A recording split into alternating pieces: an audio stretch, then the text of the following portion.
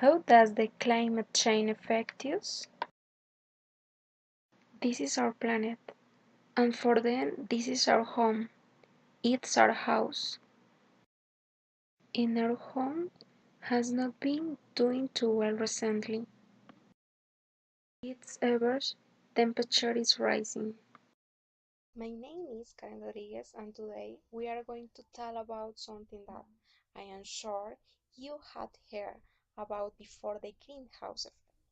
The first thing we need to know is that thanks to the greenhouse effect, we have the climate to which mankind has been used to 4,000 of years.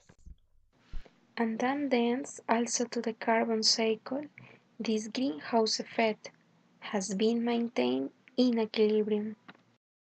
The problem is that all this is changing, and that is not good. Let's at first look at what the greenhouse effect is. There is the earth, that is the atmosphere which surrounds it, and there's the sun. The sun emits solar rays which warm the surface of the earth and generate heat.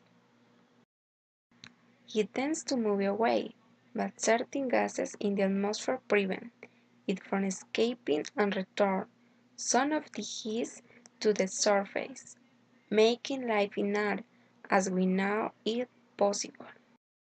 This is the greenhouse effect, and it's easy to understand how important it's for all of us. So, why do they say that the greenhouse effect is a bad thing? Now, our atmosphere is composed of many different gases, but only these gases retain heat. Of this growth, more than 70% of the heat is retained by carbon dioxide. In other words, it is this gas which is the main contributor to the greenhouse effect. And so, what happens if we increase the amount of CO2 in the atmosphere?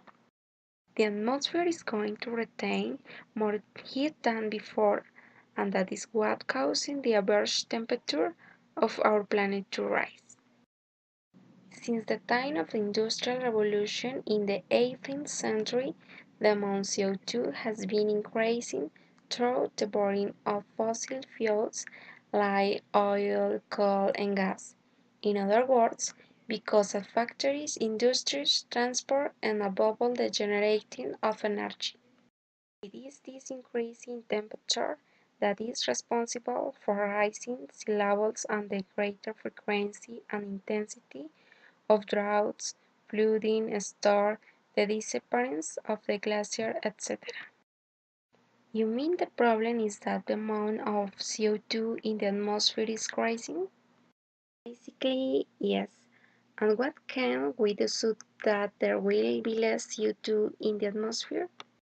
Well, for that we have an extraordinary light. Look. The trees and plants in general, through the process of photosynthesis, they absorb CO2 and then they return oxygen to the atmosphere.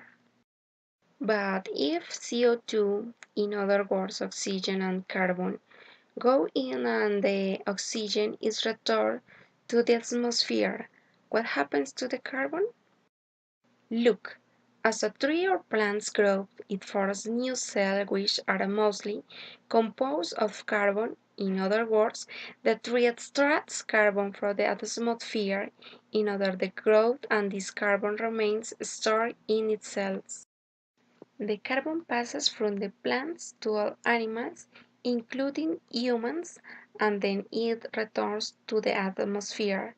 That is the carbon cycle, and it ensures that there is an adequate presence of CO2 in the atmosphere for use.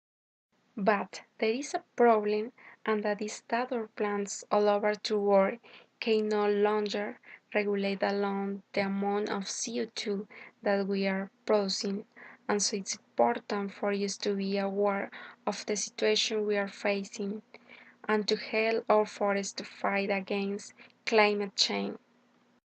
We need to plant a tree, use our bicycle more, recycle, use energy-saving light bulbs, and turn off the light when we go out. As you can see, there are very simple ways in which we can help to reduce the emission of greenhouse gases.